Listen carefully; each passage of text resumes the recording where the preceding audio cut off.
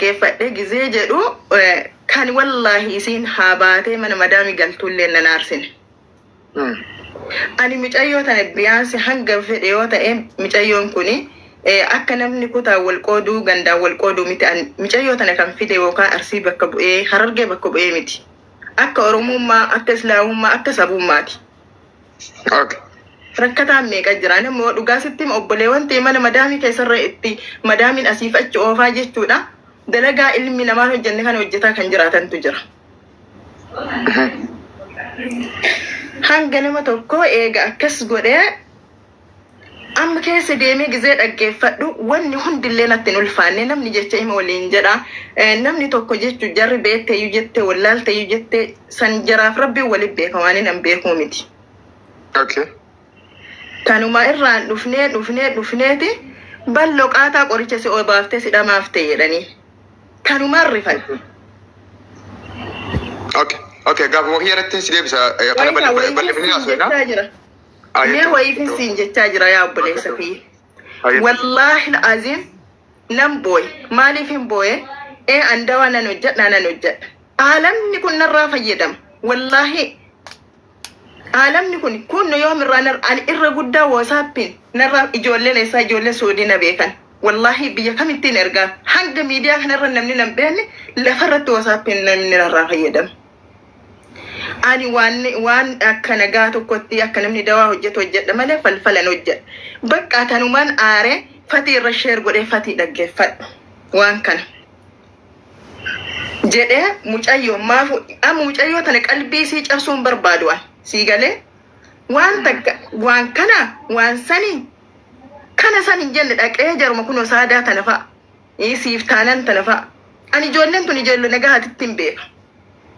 Dhaqeen bilookii godhe kan isii jalaallee bilookii godhe niise eegasi WhatsAppii isiillee nan cufe badiif hin cufne maaliif isheen tun nama of jijjiiruuf deemaati jiru aniin tun mucayyoo tanaaf mallaqaan kafala yookaan natsaa taa'inaa hojjedhu jedhee hin ergine hin finne akka nama tokkotti fidee na gargaarte akka gargaaramtu mallaqa viizaa irraa kafalachuuf fidee hin finne akka miraakin itti fide nabira dalayde mindaa si kafale akka anallee gargaartuuf illee gargaaramtuudha.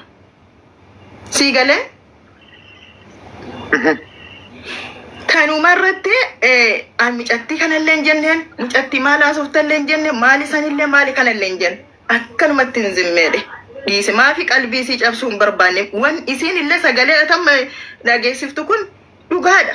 Isillee akkana jettee sagaleetti qabdi hanga kana mucayyoo tana jechuu dhuftee himachuu dandeessi boru yoo na biraa gabbaate yoo an hamtuu isii godhee jiraan yoo har'a akkasii itti yaaddanitti yookaan arafaadha akka waan ana sodaattee wayii jalliftee laa akka obboleeyyanitti waliin jiraanne malee takkaa jechuu akka nama biraatti isii ilaalee hin beeku osoo akka nama biraatti isii ilaalee siree kiyyarra waliin hin bulu gaafa jalqaba dhufeerraa isaanii takka irraa waliin hin nyaadhu.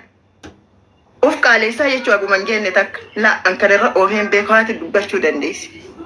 Si galee kanumarraani fatitti sheer godheen cal jedhe wallahi guyyaa sanii IDC ajajeen jiru dabbaan mucayyoon tun ni beeka warra beeku amma Hamzaan kun nama waa hubate waa beeku haasaa isaarra hanga hubadhetti akka namni zimmedhee baatee mana madaamiyaa galtuu baatee akkan laa namni kun biyaansi waraqaa hojjeta. Namni kun bar biyaansi jechuudha waraqaan kun yoo irraa bade bar ni rakkatti bar biyya kana keessa isii afaan beektu dhiisiiti ijoolleen meeqa ka afaan beektu ka ID birrii ofiitti gannaqanii 9,1010 itti gannaqanii dalaysiifatanii hojii dhabanii taa'an meeqa koomentii barreessaa jedhiin jala kana ni ilaalta dhiiseeni wallahi yoo ani mucayyoo kanarra daba godhaa jiraadhe ragganallee dabalarra godhe yookaan Maryam akkana godhe Maryam dhageeffadhu yoo wal beetaate murtee dhageeffadhu Maryam. Oime abdi nan tumaradha. Abdi nama dhageeffadhu bar. Rakkoon kee nama dhageeffadhu ammarraa Maryam waan siin jenne goota dhageeffadhu arafaatiin. Abdi. Waan filaan jettan godhuu dhageeffadhu. Ijoollee goota kamuutiin haasanii Maryam hojii anaa gaafata gaafii khiyyarraa keeteetu yaada si dheeressitee fi kabajattee dhiisee haasoftu jebalee an silaa gaafuma qofa gaafannee jechuudha yaada keenan barbaade. Maaliiyyuu laal Oromoo yoo wal xiqqeessu wayii taate malee jechuudha. Waan ayyookaa kabajaan mana kana keessatti mucayyoo tanaa godhu madaamin tamuu isiin gootu isin Oromoon hin taatu jedhaa malee Oromoon hin taatu tarii namni wal tuffatu jiraachuu danda'a namni wal dhiibu jiraachuu danda'a kana gochuu dandeessi dhaggeeffadhu dhaqeeni wallahi yoo amma Faatimaanu yoo isin hin taane maaliif waliin cinqamtaanaan jedhe ani wanni na cinqe ilmoon tun intalli tun intala ilmoo namaati biyaas biyya kana eega dhufte eega gaafa dhufte aseente irraa waraqaa isii irraa jijjiiramuu qaba yoo waraqaan kun irraa jijjiirame intalli tun qaraamaa seenti idaa mootummaa seenti isii afaan hin beekne miti gaafa isii idaa mootummaa seente kan rakkoodha kanaaf obsee tarii mucayyoon tun boruu ni jijjiiramti beekuu dandeessi kan jedhurra gabbayee ID isi qaraa waraqaan cinaan dhumeeti jira miti ID hafe ID isi xalabee fi xumuree geessee dhufe okay geessee dhufe maaltu na quuqee dheengadde dubbadhe ID isi illee fidee mindaa isi illee fidee fi dhaggeeffadhu mindaa isi illee kennee fi ID isi illee kennee fi maaliif hin dubbadhe yoo jette namni diina bira hin jirtu mucayyoon tun biyaansi afaan Oromoo beeken madaamin takkatti isin fiddanii asitti irraa waliin haasoftan hin jira dabbar hin jirtu madaamin dhuftee sarragaa fi bayni Maryam sawaan akkasii barrakkoon kee nama dhageeffattu. Abdi anu beekat man di siyaasa itu rokong kamu. yoo fixadhe waan Itu mana doa ada khet. Anu akka ta'e resu Usman barbadin kabaj mau si abdi dis. Namni asaa kun dibsa usani walla la sanata nama ibsu bin deemini. Maata Abdi ada si achi bodo jasa na dis. wayiifin jedhaa ban Jabbaal mee abchu yaada si ibsatte yaada si qofa ibsattu bakka tan dhofne yaada nafti si qofa ibsatte deemu hawaasni maaliif hangana turtan maaliif hangana turtan Sagaleen ijoolleedhaa tagabbaate bilbila sii keessa moo bilbila kee keessaan siin jee bilbila sii keessa nan gadi. yaa bolee ufumaan atti fiddee siin jedhee baraan sagalee ijoollee kana jedhee siin hime maaf siin galle afaan Oromoo haasofti hin jiru. Naagalee jira gaafii takkitti naa deebiftee jirta galatoomii mi'as bara naa dhaabbadhu gaafii kee qofa gaggaabsee naa deebifta achi booda yaada keessa inni haasofta rakkoon qabu. Sagaleen ijoollee tagabbaate bilbila kee keessa osoo hin taane bilbila isii keessa gabbaate bilbilli isii ammoo harkuma siitiin si kanna bakka tasaa walii gallee waan ta'u. Anatu sagalee namaa deebisuuf sagaleen ani jaraayyuu waan fattashee dhumarra qabdeen namaa barbaadu dhattiin beeku. Ayya asbara naa dhaabbadhu. Sagaleen suni dooktar.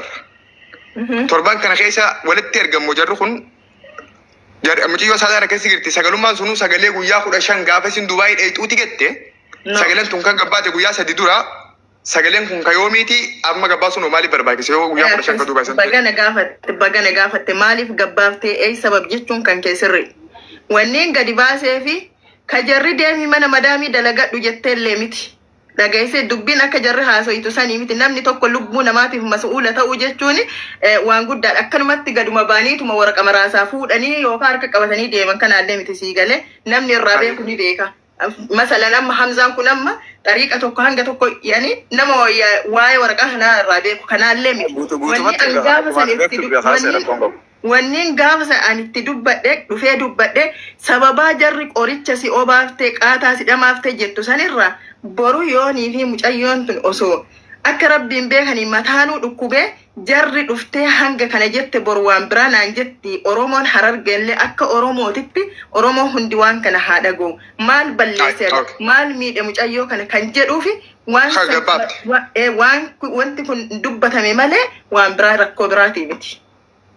Galata masuna na rabbar artiya ulfaadho kamalee ayyee waan isin jedhu sagaleen sun torban kana keessa moo torban kana dura walitti ergan cheegoote laa torban kana dura walitti ergan jaalib saab meeni dubbanna obsi wati ko dabbal me koy dubbataati me obsi ko dabbal doctor me obsi was indi suti abad doctor oye litorki yakonni ciccitati ko dabbal waan gaafattuun sitti maal dhaggeeffadhu tokkorra deebaa looluu miti. Lola waan amma dura ta'e irratti illee Maryamuma kanaan dhalaa'ee dubbataa ture. Arraas waan kanarra Maryamumaa dhalaa'ee dubbata. Maaliif bakki tuni rakkoon bakka sana jirtu maaliif? Ayyee rakkoon qabu kanaas ta'e ibsaa Waan dubbanne waan kana jalliftanii waan dabartan. Nin beekaan haadis rakkoon qabu ayyee asura naa dhaabbadhu. Dooktar galatoomi an dooktar qofa wajjin haasaa pilis daqiiqa 5 qofa naa kanna. Isin kan waan barbaaddan haasootan. Agandaa xiyyaanaa beekaa waan natti himame anaa beeka saadaa kaan itti fide anaa beeka dooktaris waan hin gaafadhee qulqulleessuu barbaadu anaa beeka isteeppii biraa yoo qabaattan agendaa gootanii irraa haasu rakkoon qabu. Garuu anki yaatu muraddu. Doktor, bilbila kee osoo hin taane bilbila galoo keessatti dhageeffadhu ati dubbii akkuma qabdeen ni goolabda warra bulkaabaa ni goolabda Mariyaam illee waan nu jenne ni gooti dhibbatti gooti amma wanni nu barbaannu Arafaat dhuftee waan kana dubbattu achi booda Mariyaam warra gaafiin ibsaatii fi keetis tokkuma walii gad daayyee. Ani dhaga'i ka ilmoo Marraa gaafii qaba dabbaalaal tokko. akka jaanjuutti juse Hin gaafatu hangana hin gaafatu. Okay, namatti baasee ishee.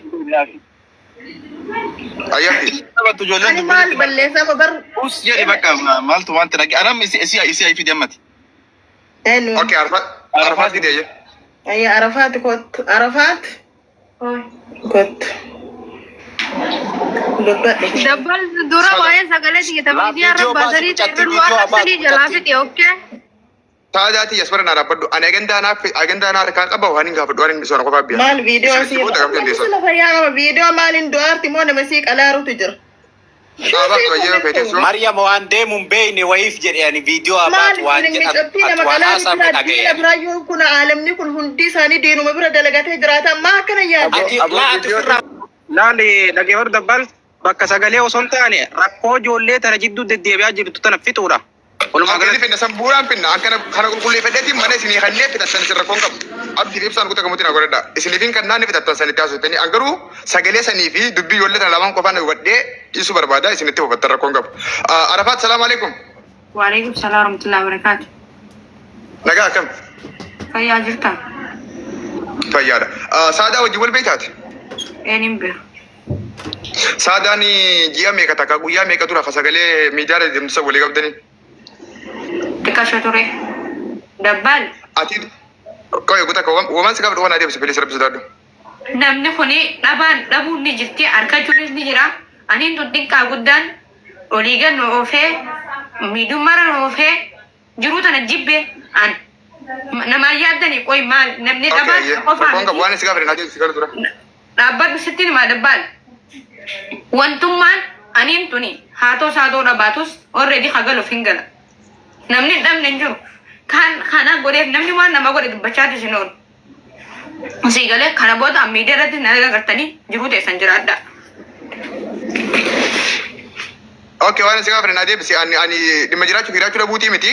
Ijoollee tanaatu waan san si gaafatee fi ati dhufee ijoollee gaafatee qofa addaan baafna uummataaf. Amma ijoollee si himachaa jira. Bilaashin maqaan nu bade. Ta dhuftee nu gaafattee siidha. Waan nuti si deebifne harmallaan argee kana godhe ganii maqaan balleessaa jiran gattee ijoollee si himachaa jirti. Galgala kanallee dhuftee reefa akkaawuntii keessatti galaa kutti Arafaat. Meera keessan seenini agantaa kee irraa hin bayini waan si gaafate naa deebisi filis. Muti irraa qaafadhu. Sagaleen ijoolleen tun si ergite si Dubaay dheettee guyyaa 15 moo dhiyeenya kan. Xiqqasho dhaabbatti. Nama maaliin waan kana si dhufee gaafate moo jira kanaatu si sodaatini haasa'ii maddu namni uumaa hin godhu nama hin sodaatini. Saadaa simbusa. Dhaabiin su godha sirraa yoo muti irraa bukaafate si bota. Laa dabbaadha nama hin sodaanne. Arafaat Ooyi ibsa jaalata. Arafaat sodaa namatti maddi sechuma naadii si giftiti yoo waan asin jee atumaa dhugaadhaan ijoollee tanaa bilbilee takka sagalee qabee fi rakkoo keessaa jira haalli mana madaa maal fakkaata jee gaafate moo ijoollee tochi si baasee ibsaa kiyyamee dhiise osumaan beekuutiin deemu jiraan. Waan hin jalqabe qofaan xumuruu barbaada rabbi sodaadhaa. Arafaat atiitu ijoollee tanaa bilbilee rakkoo mana madaamii tanaa sitti himee rakkoo ala mana arabaattis gaafate moo ijoollee tochi si baasuu barbaadee akka ati madaamii singalaa baatuuf sagalee sii qabee addanaa baas. Laa dabbal kiyya duraan dursee namni haatoo saatoo dhabaatus ani hammeenya godhanii kara biraatitti hammeenya dubbiin xiqqoomaatu guddata ani waan biraatii miti yaani dalagaa tana fakkeenyaaf yoo yaani akka fedhii keetiitti sarara deemtee yaani isilleen qabeenya biraa haqabaattee demoo sanarraa hafaltu qabdu bikka demoo sanarraa fidduun qabdu yoo dalagaan tiyattuun na jalaa deemtee yoo waciin baatee gabiin galtee isilleen demoo sakiyya kana naa hafaltee duruu bareedduu jiraannaa yaada kiyyaa beek kana yaadee rakkadhee cinqadhee yaani isilleen kanarraa naa hafaltuutii bikkarraa naa hafaltu qabdu bakka yaani jehee saadallee hammeenya biraatiif osoo itti hin qabin saada akkana isilleen demoo bakkarraa fiddee naa hafaltu qabdu haatoo saatoo dhabaatus firraa isii saniin bareedhee isilleen rakkoo biraa tanarraa fiddeen qabdu ani rakkoon tiyya guddoon silaa dalagaan tu wal jalaa nurraa deemte isilleen demoo sanarraa hafaltee akka nama takkaatitti ifillee jijjiiree maatii kiyyallee jijjiiree arra nama anda qarqaaree buru deebee nama qarqaaruu danda'a. Kana malee ani hammeenyaan akkasitti hammeesse himees hin qabu garuu dabbal ani waan hin jechuu barbaade namni tokko rakkoo biraatis miti. Namni duniyaa kanarratti jiruu tana jibbe wallahi maaliif xiqqoo isaa ta'u guddoo isaa ta'u erga si godhe namni madaa si tuttuqaan oolu madaan takka gisee si madoite namata namni irra deebi'ee madaa si made isaan oolu wallahi laazim kana booda miidiyaa irrattis nan agartan an maaliif rakkoo namni ilmoo hubata ammallee naarini Arafaatti yaa narraa fiti yoo Arafat bakka madaa tana addanuu baasi namni madaa tana sitti tokko kun eenyu madaa tan adda baasi madaa dafa banaa eenyu namni madaa kana sitti tokko kun bakka tana addanuu baasi Arafat amma madaa jechuun biyya fakkeenyaaf nagaafachuun kee bareedaadha haa ta'u dhabaatus namni xiqqoo qabuun si qarqaare guddoo qabuun si qarqaare bakka rakkina keetii kanaan namni sitti tokko kun eenyu bakka tana addanuu baasi bakka tan adda baasi social media ti adda baasi bakka lamaan tan social media sun ta'in ani jaalibsa akkana maata ijoollee tana moo madaa jirti situ tuqun tun ijoollee tana biraa ibaante moo madaa biraa ibaante adda baasi rakkoon qabu sodaatiin namni lubbuu isaa ijjeessu hin jiru himi waan rabbi si keessa kaa'e la ani sodaa namaatis hin qabu ani rakkoo biraatis hin qabu madaati yana tuttuqu guzees hin jiru haa ta'u dhabaatus ijji gaara dubarra nagaratamu ta'aniif keessaa guuranii arra waa dhabaatu akkayyuu si godha waa dhabni saree si godha waa dhabni marhattuu si godha waa dhabni jazbaa si godha Arafaatti Iyo boo'ini apa duramu himte jadi sama lah tadi paham tanah si raba karib barib bacci. Lisa, Maryam ara anak kaya hidup dia wamba, mana madami naga bacci. Jadi Devi an Devi jadi Devi asir orang menggutun dage pada.